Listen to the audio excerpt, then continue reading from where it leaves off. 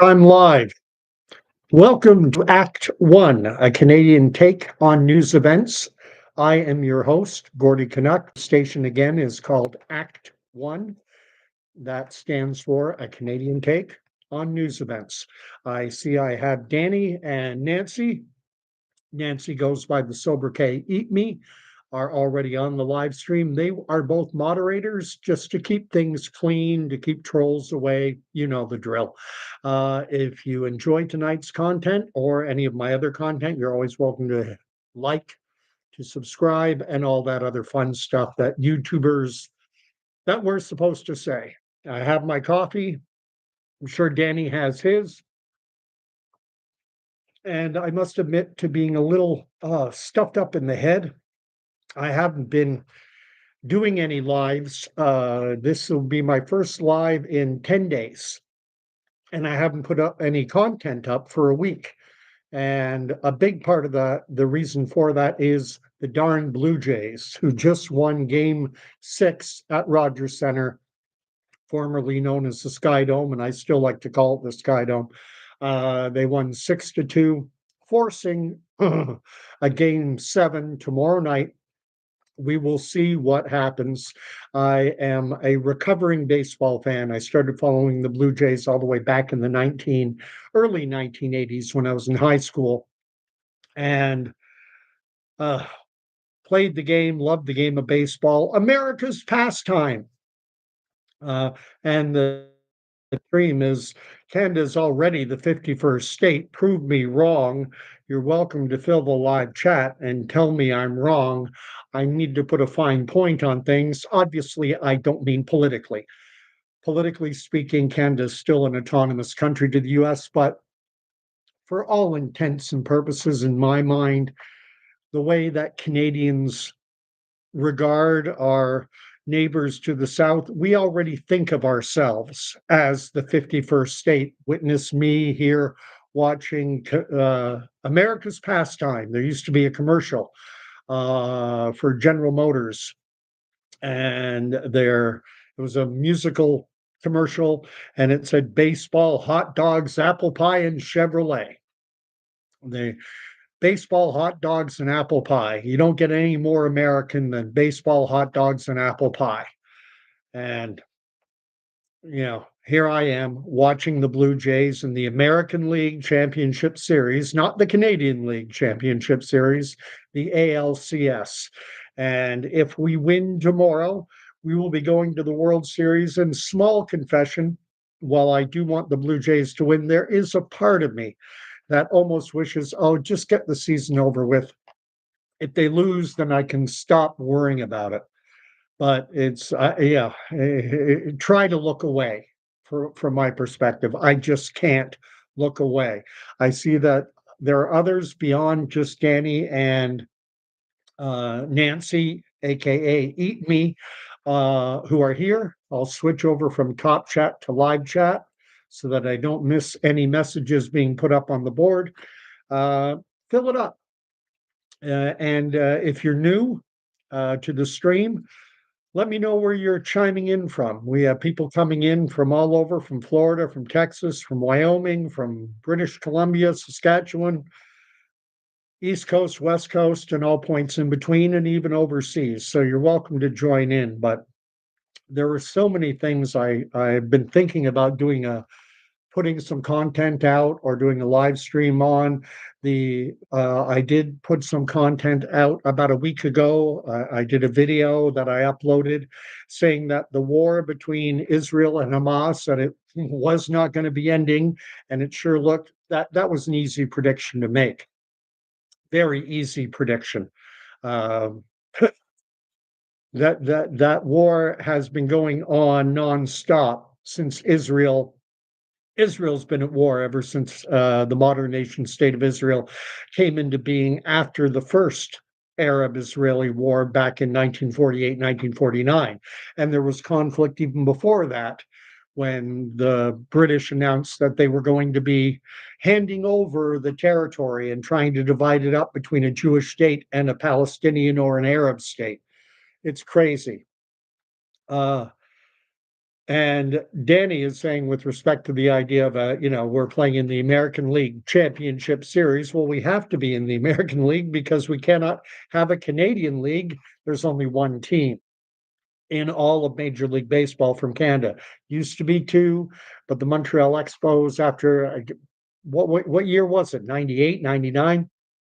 The Expos became the Washington Senators. The Senators used to be in Washington, but they moved down to Texas. They became the Texas Rangers. Am I a bit of a baseball fan?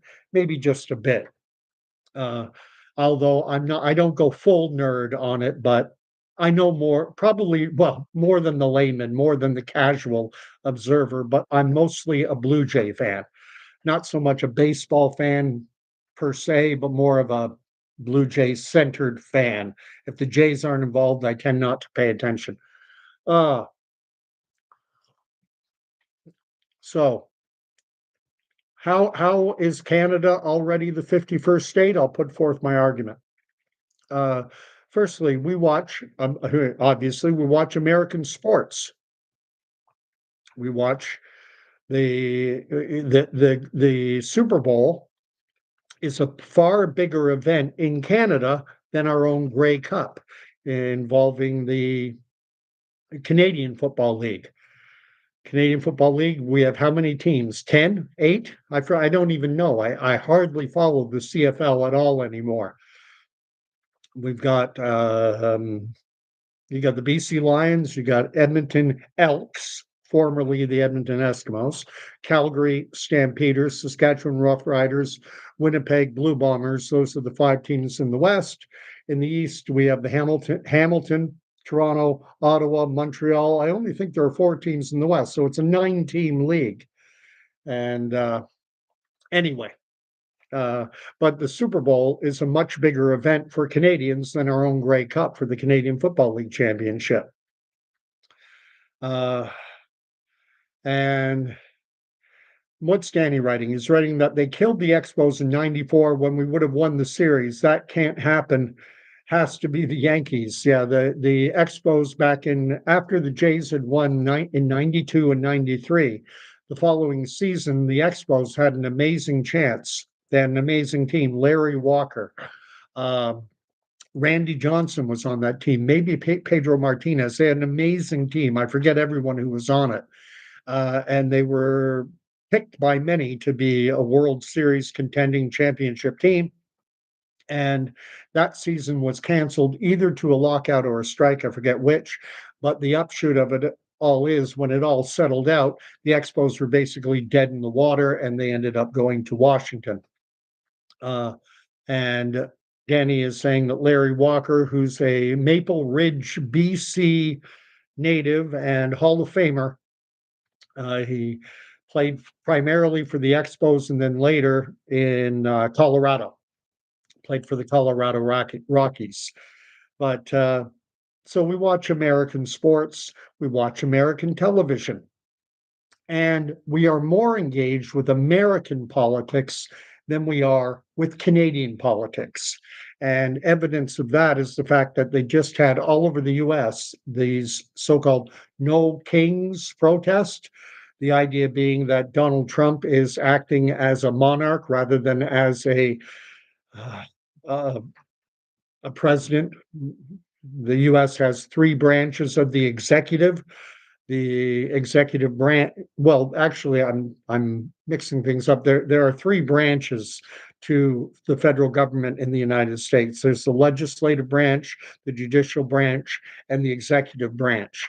The judicial branch is the Supreme Court, the legislative branch is the Congress, and the executive branch is the president of the United States. He basically serves the role somewhat of a king because no bill in the United States becomes a law until it gets Donald J. Trump currently. It has to get his signature. If it doesn't get his signature, that is referred to as a veto. I used to think that he actually the president had a stamp and veto, but in point of fact, all the president has to do is refuse to sign legislation that was passed by the House of Representatives and the Senate, and then it doesn't pass, and that's a veto. The same thing happens in Canada. No law in Canada becomes a law.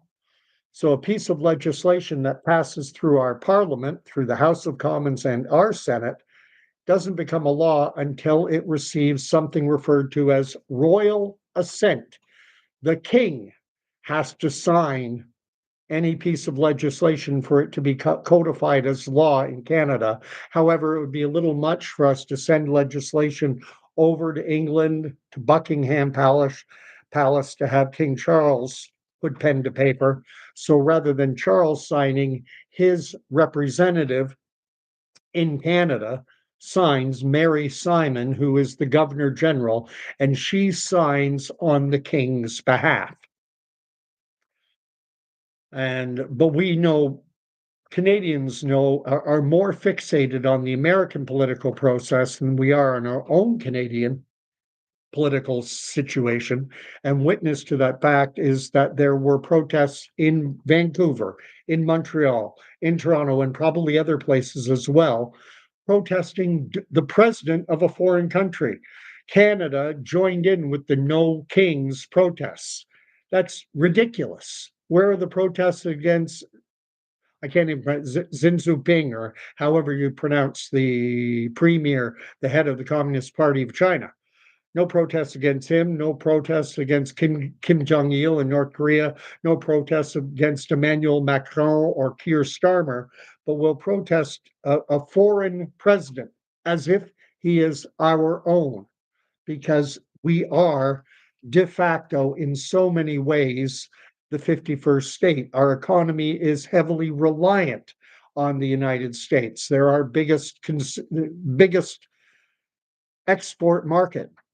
As a matter of fact, I was reading an article today that was centering in on BC wineries that are complaining that the tariffs they have to pay when they try and export product to Ontario, LCBO, or Quebec, SAC, Société d'Alcool de Québec, the tariff rate from BC to intraprovincially is mammoth. They do far more business with the United States, a foreign country. And like I say, we're already the 51st state. I think we should just get it over with. Uh, let's see what Danny's writing.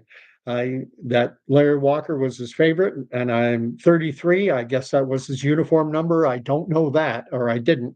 And then he has Gary Carter as the best catcher ever. I'll disagree with you there. Best catcher ever in my books, Johnny Bench. Johnny Bench, most amazing combination catcher hitter. Gary Carter was amazing, though. Gary Carter is in the conversation. Carter, Fisk, Pudge Rodriguez, Ivan Pudge Rodriguez. Listen to this, Canadian, talking baseball, talking America's pastime. And it's part of the Canadian psyche that we want approval from our American neighbors. No one is truly a big star in Canada until that individual, be it in movies, television, or music, no one's a big star until they make it in the US. Yes, we've had Stomp and Tom Connors, and we've had the Rankin family, but I would argue that most Canadians, especially of a certain age, say under the age of 40, ask them who Michael Bublé is, and they'll know. Who the Bare Naked Ladies are, and they'll know. Ask them who Tom Stomp and Tom is, ask them who the Rankin family are, and they'll be like, who? I maybe heard of them, because you're not a star until you make it big in the US. Gordon Pinsent, and my guy who shares my name, Gordon Pinsent. I'm Gordon Causey, Gordy Canuck. Gordon Pinsent, a famous Canadian actor, but he never broke out in the United States. So he's not as well regarded as an individual like, say, Captain James T. Kirk, William Shatner, or any host of other Canadian actors. What's the guy's name from Deadpool? Somewhat Ryan Reynolds. Yeah, it's amazing how Canada has such an inferiority complex, and we are already the 51st state mentally. I'll put it that way. Let's see what's being said. No one else is chiming in aside from, and there are other people watching. I'd love to hear some other thoughts on the matter. The video is prove me wrong. I'd love to have someone counter my point of view. And I know it's a little unfair because I have a microphone and the camera, and all you have is the chat box, but it is what it is. Uh, and then Danny is saying, it seems to me that we are the only ones who have to deal with a king, not the US. Yeah. Canada is a constitutional monarchy. The head of state in Canada is, in point of fact, King Charles. And for Canada to have no kings protesting against Donald Trump when we ourselves, in fact, do have a king. He is the king of Canada, whether you like it or not. He's the king of Canada, King Charles. He is our head of state. And we have idiotic, moronic, double IQ, low resolution thinking Canadians who honestly go out and protest no kings, no kings. Hello, look at your own. Look at our country. We're ruled by a king on paper. Now there are 9 people watching, a lot of people coming on. So prove me wrong. Anyone else besides Danny and Eat Me want to fill in the live chat? Nancy is bringing up another Canadian icon, red green, famous for duct tape. But again, you know, is he a big name star, or is who's bigger? Ryan, you have to make it in the US. If you don't make it in the US, being a famous Canadian, here's a name, Ron James, great comedian, down Easter. Think he's a newfie, but I'm not sure. Amazing comedian, but he never made it internationally the way that a Russell Peters did, the way that a Jim Carrey did, the way that a Dan Aykroyd did. So Dan Aykroyd uh, and Russell Peters and people of that, and Jim Carrey, they're way up here. But Canadians who don't achieve fame in the United States, we view them as second class. They couldn't cut it on the big stage. Canada, we're just a bit player. And we love pointing to the Jim Carreys, the Dan Aykroyds, the Canadian actors, comedians, musicians who make it on the American stage. That's validation for Canadians. We don't have validation until we get approbation from our big brother down in the US. It's crazy. And Emi's writing that the name of the premier, or whatever the title is for the head of the Communist Party of China, she's saying it is pronounced Z. I can't pronounce his name, but I know how to pronounce Trump. And, I have a bit of a unique perspective given the fact that I spent 10 years as an expatriate Canadian living in New York, New Jersey, and Oregon. And the No Kings protest, giving it the name No Kings, it's kind of interesting for anyone my age who's an American, because Americans and some Canadians, if you watched American TV in the 70s, will remember Schoolhouse Rock. And they had a little, it basically gave an overview, a little musical overview, very simplified American history of how the US came to be, starting with the Pilgrims landing at Plymouth Rock right up until the Revolution. And it was called No More Kings. And I remember it word for word, pretty much. The Pilgrims set to sea to find a new land of their own. In their ship Mayflower, they hoped to find a better home. They finally knocked on Plymouth Rock, and someone said, "We're there. It may not look like much, but at this point, I don't care." Yes, they were missing Mother England. They swore their loyalty until the very end. Anything you say, King, it's okay, King. It's kind of scary on our own. Gonna build a new land the way we planned. Will you help us build run it till it's grown? They planted corn, they built their houses one by one, and bit by bit they worked until the colonies were done. They looked around, yeah, up and down, and someone said, "Hooray! If the king could only see us now, he would be proud of us today." They knew that now they'd run their own land, but George III still vowed he'd rule them till the end. "Anything I say, do it my way. Now, anything I say, do it my way. Don't you get to feeling independent, because I'm going to force you to obey." I'll stop now, but I remember probably 99% of that. And then they have the revolution, and at the end of it, it's we're gonna have a revolution now, King, and we're gonna run it all our way with no more kings. We're gonna elect a president. No more kings. He's gonna do what the people want. No more kings. No one's gonna tell us what to do. No more kings. Rocking and a rolling, splishing and a splashing over the horizon. What can it be? Looks like it's going to be a free country. That's the American birth story done in a very simplified fashion, but it worked. It works on Americans. It gets embedded into their culture. Canadian history, by contrast, is kind of boring when you think about it. We weren't born of revolution. We were born out of conciliation. Well, we're both the children of we're both British colonies, and the US was the rebellious child, and we were the good, obedient little, well, whatever you say, daddy. Whereas our, upstart older American brothers, anyway, it's an interesting, I find the US has built into their DNA standing up to things in part because of being programmed to think that way by Schoolhouse Rock. No one's going to tell us what to do.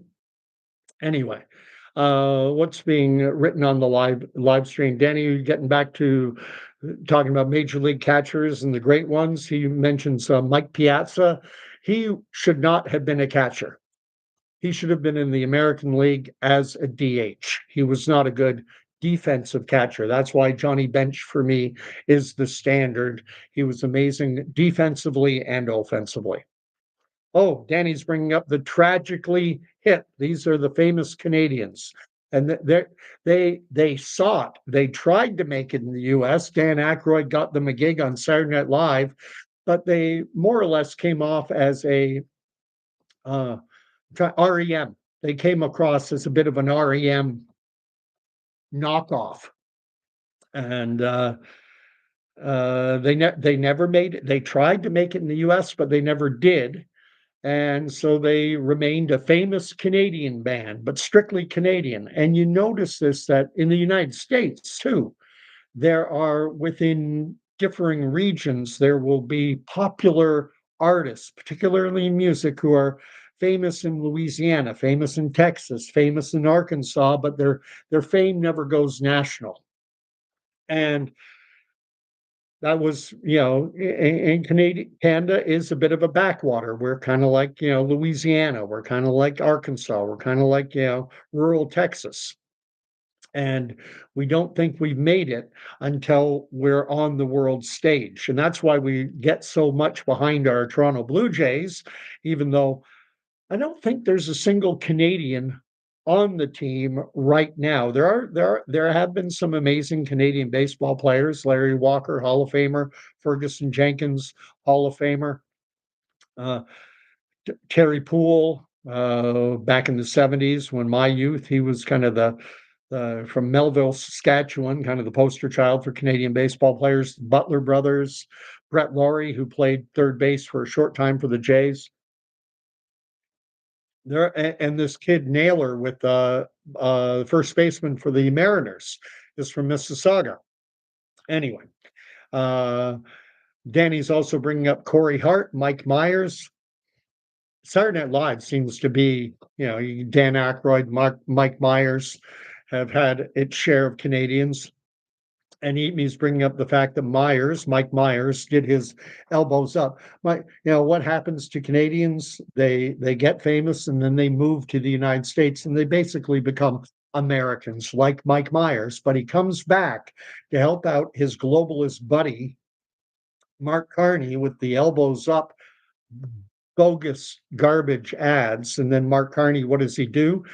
He talked all tough. We're going to hit back. We're going to retaliate. We're going to show the Americans. And then he turtles. He does the typical Canadian thing, rolls on his back. And, we're not going to retaliate against the United States. And let's face it, there's no point in retaliating. It's the world's largest economy. Canada, we're a large state. That's all we are. We're a large state. But, yeah, I, let's see. Danny says that he would love to live in Astoria, Oregon. I lived in Portland. I lived in Beaverton. Beaverton, Portland are right. That's like living in Scarborough and Toronto. Uh, and then Danny's saying, or San Antonio, Texas, because he misses Lone Star beer and amazing barbecue. So West Texas. If I was going to live in Texas, I would probably want to live in West Texas as well, simply because of the hurricanes. If you live anywhere near the coast, you get anytime a hurricane makes a left instead of a right at Florida, anytime a hurricane comes across the Gulf of America, at one time called the Gulf of Mexico. Anytime a hurricane goes up the Gulf, it'll slam into Louisiana and Texas. And, Houston, Beaumont, they get slammed. San Antonio, West Texas, you're safe. Um, and Emi saying that, Danny, it is really hot in San Antonio, and it is. West Texas is incredibly hot, arid, dry. Not many people live in the West. Most people live in East Texas. They live closer to the Gulf. And Danny's writing that 10,000 Mohawks once stopped an American invasion, not for long. And then Eatme's bringing up Geddy Lee and Rush, another famous Canadian band from Toronto area. Never was a big Rush fan myself, but they broke through in the US. They're in the Rock and Roll Hall of Fame. They got the approbation from the American, our, our fellow Americans, that groups like the Tragically Hip never got. Uh, and then Danny is writing about Tommy Chong, how he was born in Edmonton, Alberta, and then he moved to Vancouver before going south. You're going to have to help me out. Who is Tommy Chong? I don't even know. Sarah McLachlan, huge back then, another Canadian who made it. And I like the way Nancy frames that, another Canadian who made it. When you hit big in the US, you've made it. I remember a woman named Luba, Luba, great Canadian songwriter. But she never made it in the US. She had a song called Let It Go, Let It Go, and another called Every Time I See Your Picture, I Cry, which she wrote in tribute to her deceased father. But when you heard the song, you thought it was about a lover, about a boyfriend. But it turned out she had written a song about her deceased father, and that made the song even more poignant. I saw her at Massey Hall. But again, she never made it in the United States. And so she had a short lived little Canadian career. Uh, uh, Danny's bringing up a number from the 60s, 70s, the Guess Who, Randy Bachman and Burton Cummings famously, and obviously Neil Young. And I wonder, would he have achieved the fame he did if he teamed up, was part of Buffalo Springfield, and then Crosby, Stills, Nash, and Young. We want that approbation from the United States. Gordon Lightfoot. And when I was 11 years old and living in Portland, Oregon, I remember people, because my name is Gordon, said, "Oh, Canadian, Gordon Lightfoot." And at that point, at 11 years of age, I didn't even know who Gordon Lightfoot was. I didn't find out until who Gordon Lightfoot was until some years later. Danny's bringing up or Nancy's bringing up Joni Mitchell, and oh gosh, Rick Moranis and Bob and Doug. Rick Moranis and Dave Thomas. Those were the guys. Bob and Doug. Rick Moranis and Dave Thomas. And back then, you had SCTV, Second City Television, and John Candy, Eugene Levy, Joe Flaherty, Rick Moranis, Dave Thomas, Andrea Martin. There were some others. Kathleen O'Hara, I think was her name. That was pretty much the whole cast. And what was interesting is their show was very popular in the United States, but they portrayed it as happening in Melonville, anywhere USA. They presented as if it was somewhere in the United States, not specific. And the CRTC, Canadian Radio and Television Communication, or CRTC, Canadian Radio and Television Commission, or whatever, they're the regulatory body. And back in that era, 70s, 80s, broadcasting TV stations, radio stations were required to have a certain percentage of Canadian content going out over the airways. And that is why, we had groups like the Tragically Hip could get airtime, or Luba, or Alanis Morissette, or the Guess Who, or Bobby Cartola. There's a name for you, fortune teller. And so what happened was, because SCTV was depicting the show as if it was coming from somewhere in the United States, Melonville, the CRTC came knocking and said, you're going to lose your Canadian content designation, which means you won't get airtime in Canada unless you have content that is clearly Canadian. And Rick Moranis and Dave Thomas got together and they threw up a map of Canada, Great White North, and they just started riffing. No scripts. They would just drink beer, eat back bacon, and talk like a couple of hosers, eh? Did you notice that? And I find some of their stuff has ended up in comedy routines. The bit about, how Canada built the arm for the space shuttle. That was because I think the Americans thought maybe they'd find a big beer floating out in space, and they need an opener, so we made it for them, eh? And it was just stupid, but they just threw it together there. Okay, and the CRTC said, "Good, you've fulfilled the requirement to your quota of Canadian content by making Canadians look like a bunch of drunk, chain smoking, beer guzzling, stuffing mice into beer bottles, hosers. Take off, eh?" Let's see. Nancy's bringing up another beer, Shiner Bock. Another fine. Never had that beer, but I'm not a big drinker. Um, oh, Danny, that is mean. Shania Twain. I'm not going to say what he wrote.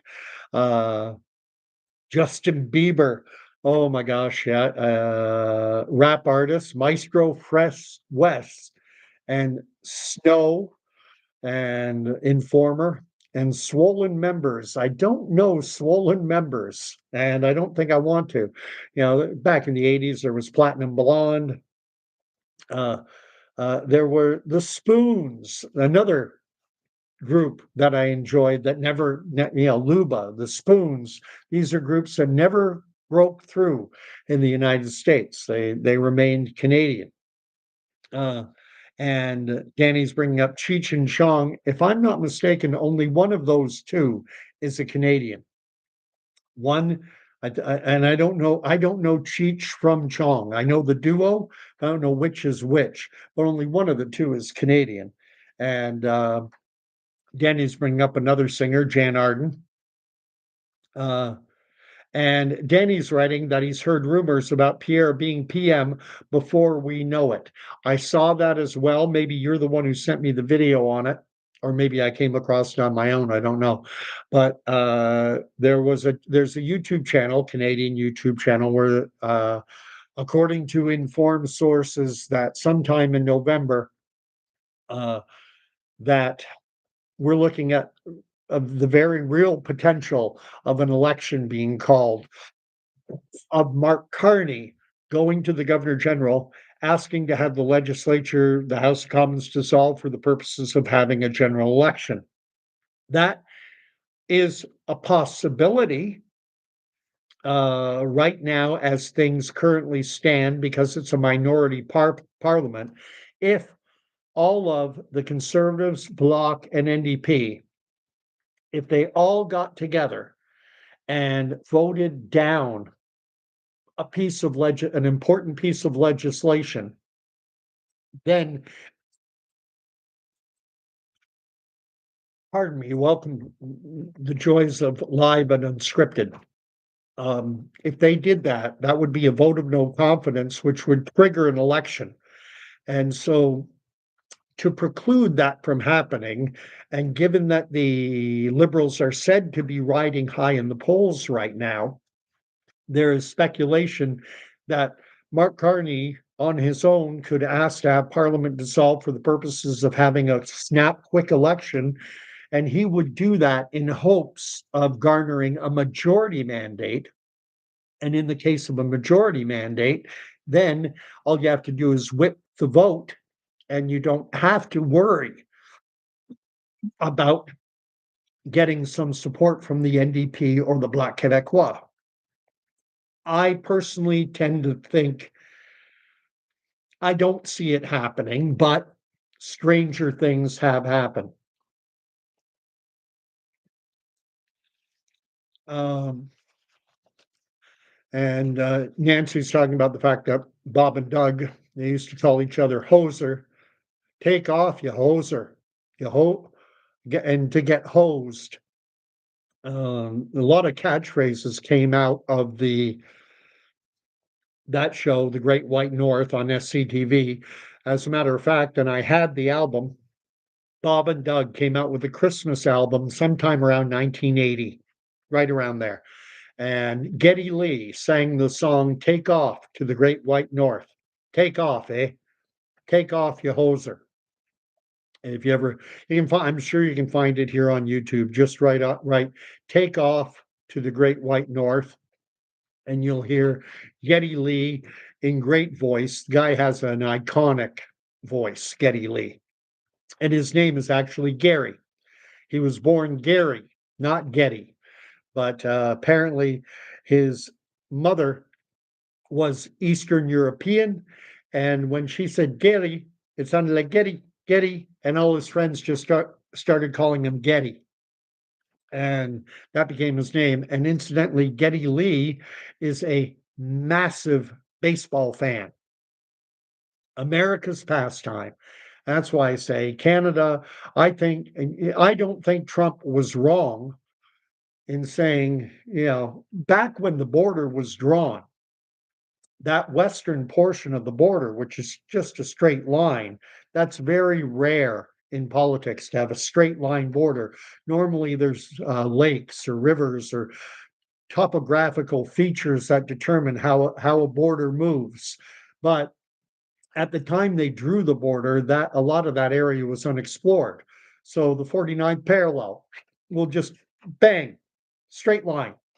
And that's how it was put in place. So Trump was, he exaggerates, he blows things up, he oversimplifies things quite often, but he's not entirely wrong. It basically was take a ruler out on the 49th parallel, and there's the border, certainly on the western side. And if we got rid of it, what a country, what a country we would be, United States and Canada together. But I think in so many ways we are already under the U.S. thumb, and I think it would basically, once it happens, it'll be a simple recognition of reality. We'll be a very distinct part of the United States, just the way that Louisiana is incredibly distinct, the same way the Appalachian region of the United States is incredibly distinct. It'll just broaden the distinct parts of the United States.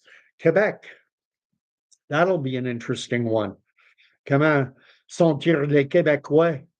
Est-ce qu'ils réalisent dans la province de Québec que ce qu'on a un roi déjà dans le Canada, le roi de le Canada, c'est Charles en Angleterre. Come on. Anyway, uh, and Nancy is remembering the song from that album, the Christmas album by Bob and Doug McKenzie. And wasn't the on the first day of Christmas, my true love gave to me a beer in a tree. On the second day of Christmas, my true love gave to me two French toast and a beer in a tree. It was five golden toques, four French toasts, three, I forget all the thing, but they made a hoser version of the 12 Days of Christmas. Um, and okay, Danny is saying Tommy Chong is one half of Cheech and Chong. Cheech Marin is the short one, Mexican American. Tommy Chong is tall one, Chinese Canadian. I didn't know he was Chinese. He was the guy who appeared on that 70s show, if I'm not mistaken. I know that one of that duo appeared in the 70s show, and I think it would be Tommy Chong. You can correct me if I'm wrong. Uh, and then Danny's writing that Cheech and Chong's Santa Claus and his old lady is a riot. I'll have to check it out sometime. I never have. Quebec Force writes, I'm a Quebecer and never want to be part of USA. We are a less good country than Canada. We prefer to be our own country. Vive le Québec libre, Québec Force, 111. Je vais devenir que votre langue primaire, c'est la langue française. Est-ce que j'ai raison ou non? Tu peux laisser-moi savoir. I'm okay with you writing en français, si vous voulez. Danny and Eat Me, Nancy, also speak French. Nancy is French first, and Danny is full on bilingual, but I think he's like me, Anglophone. And thank you. And, Quebec Force is saying, oui, tu le débrouilles très bien. Je débrouille. Débrouille means I get by. I lived in Quebec City from 2011 to 2015. I was in the Canadian Armed Forces. I was the only Anglophone in my unit. So baptism by fire, baptême par feu, je n'avais pas de choix, but I haven't had to speak French on a quotidien, on a daily basis since 2015. So it's been 10 years. And I know that when I left Quebec, after having been there 2011 to 2015, my French was pretty damn near full bilingual. Now it's gone down a bit, but I want to get to what he said. Quebec Force said that he is a Quebecer. I'm assuming masculine. I'm assuming male, and he never wants to be part of the United States. They're not as good a country as Canada, and he prefers Canada being its own country. But then he goes on to say, "Vive le Québec libre," which means "Long live a free Quebec." And in point of fact, I'm not unsympathetic to the notion of Quebec sovereignty, to Quebec becoming an independent country. They have the population, they have the resources, they have the infrastructure, they have everything that a country needs, and then some. They have more than a lot of countries in the world today. But we'll see what happens. That 1992 referendum was so close. It was like, 1,000 votes or so, one way or the other. And then Quebec is writing, eat me. Why Alberta have their petrol company now? Because Quebec and Ontario pay for you. Il faut comprendre, Québec Force, que Eat Me, elle est québécoise. Elle est montréalaise, dans le fond. And so I don't know that Alberta has its own petroleum company anymore, but I feel bad for Alberta because they're kind of stymied right now. They can't get their petrol, they can't get their oil, they can't get their LNG, they can't get it to world markets because they have to, if they want to get it to port, it has to go either to the Hudson's Bay, to the Atlantic, through Quebec and into the Maritimes, or it has to go through British Columbia. They can't get it to port on their own except by rail. And do we want another Lac Megantic or other rail disaster, the one down in East Palestine? Rail is not a particularly safe option. Pipelines are far better. Anyway, and then Nancy's writing something. Danny, also that 90s show. I wasn't even aware that there is a TV show called The 90s Show. Man, I'm getting old. I've lived long enough to have seen Happy Days, which was a retrospective on the 1950s, and then the 70s show. And then they had another one for a short time, and I can't even remember the name of it, but it was about the 80s. And I can't even remember the name of the show. And now I'm being told that there's that 90s show. I've never even heard of it.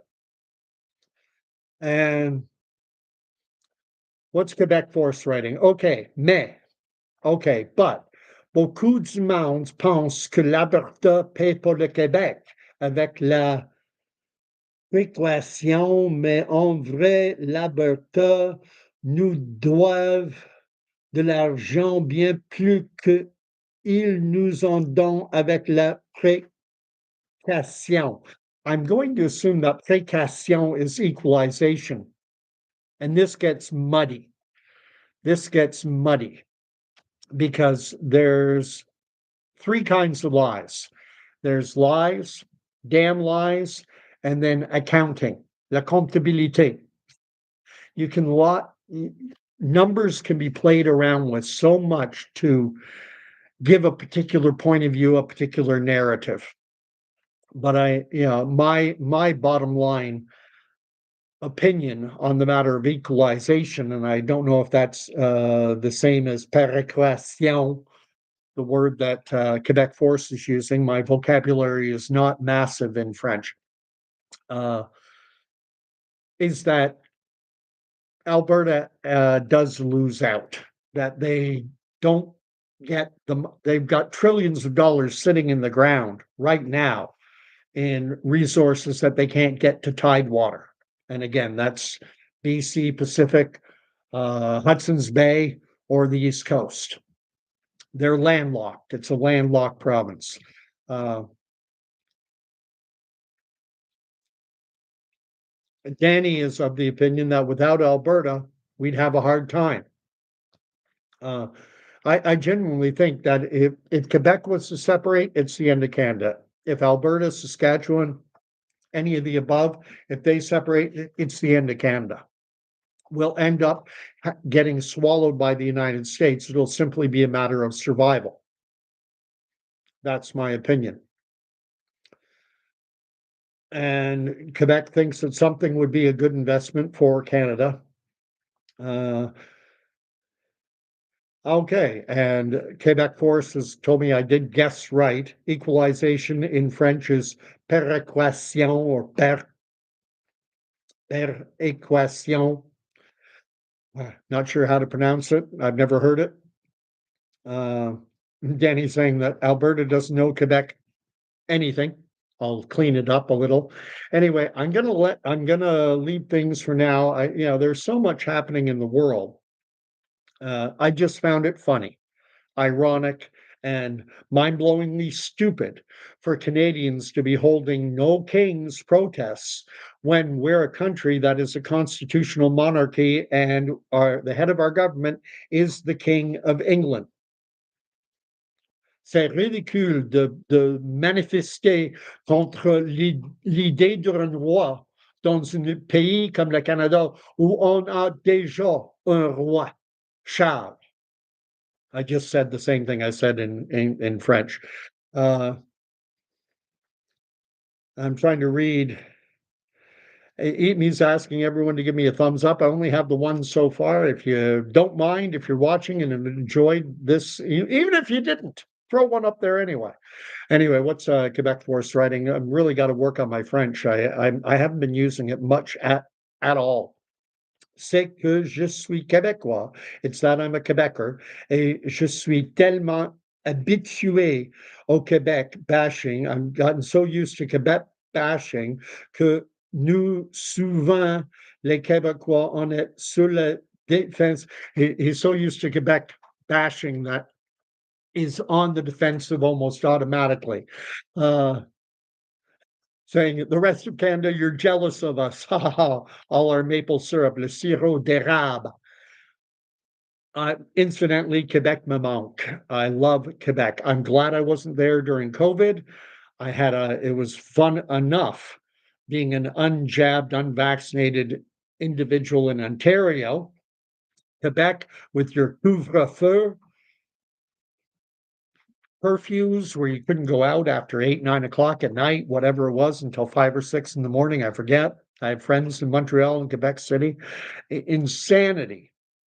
And Quebecers, I love the Quebec language. I love la langue québécoise. It's a language unto itself.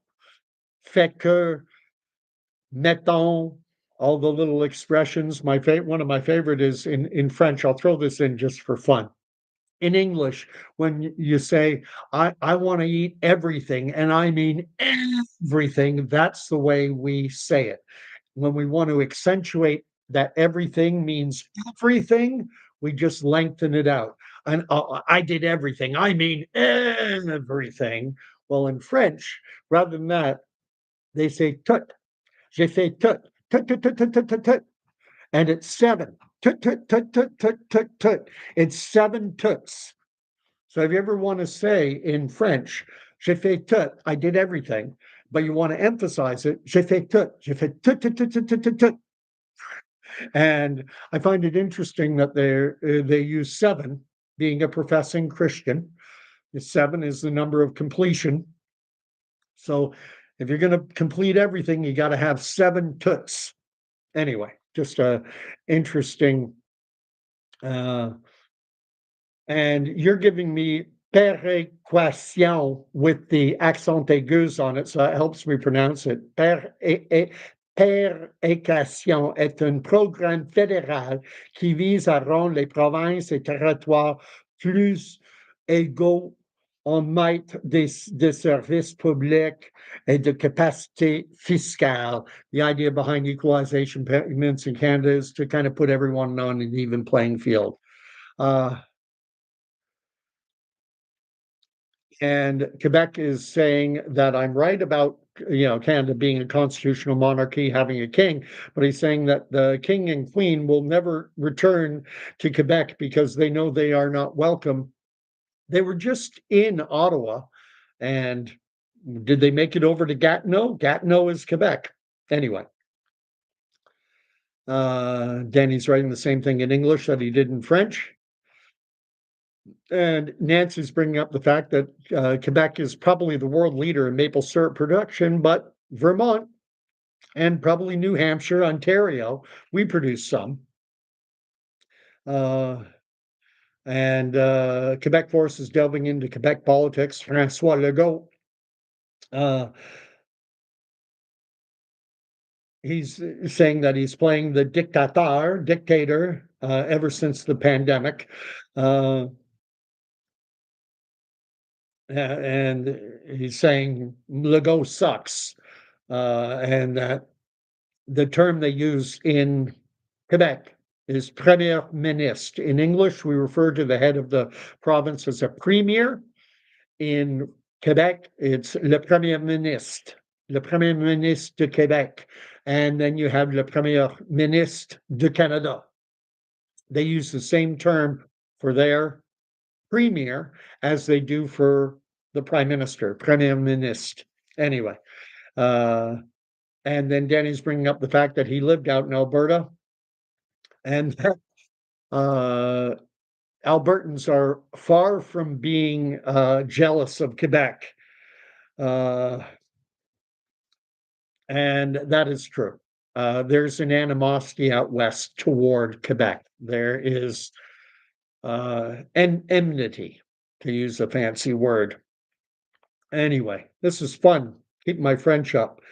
Il y a plus de Québécois in Alberta que Albertains au Québec. Pourquoi? Danny's asking, why are there more former Quebecers in Alberta than there are Albertans in Quebec? Fair point. Fair point. Although, ah, it is a fair point. And Quebec forces bring up the fact that he's saying that 70% of worldwide maple syrup, it comes from Quebec. And I don't think he's wrong. I don't know if that's exactly right, but Quebec is massive in maple syrup. But anyway, thank you for tuning in to tonight's live stream. I'll have some more content up as time goes on. Please hit like and subscribe if you haven't already. Comme je disais, je suis bilingue, 60 ans, I'm 60, going to be 60 this year. I was born in 1966. So actually next year I'll be 60 in 2026. Faster. I'm getting ahead of myself. I'm figuring what the heck, I'm going to be 60, so I might as well start saying it early. And served in the Canadian Armed Forces all over. Was in Kingston, La Ville de Quebec, Saint-Jean-sur-Richelieu, Trenton, where I reside now, where I finished my career. Traveled all the way, Shiloh, Manitoba, Wainwright, Alberta. Do love this country, but I'm also a realist. And back in 1988, when Canada signed on to the first U.S.-Canada Free Trade Agreement before it was expanded to include Mexico and became NAFTA. When we did that, we handed over our economic sovereignty, and we became so utterly, totally dependent on the Americans that we lost our minds when someone like Donald Trump comes along and he decides that he wants to promote American industry, like the steel industry, and that he wants to, give beneficial treatment towards American steel over Canadian steel. And we scream like we're the 51st state. Well, what do you mean? We're a state too. You can't put different rules on us. Well, yeah, it's a foreign country. So back in 1988, when we signed that free trade agreement, we made ourselves totally dependent economically on the US. And once the economic levers shift north south, the political levers eventually at some point are going to shift as well.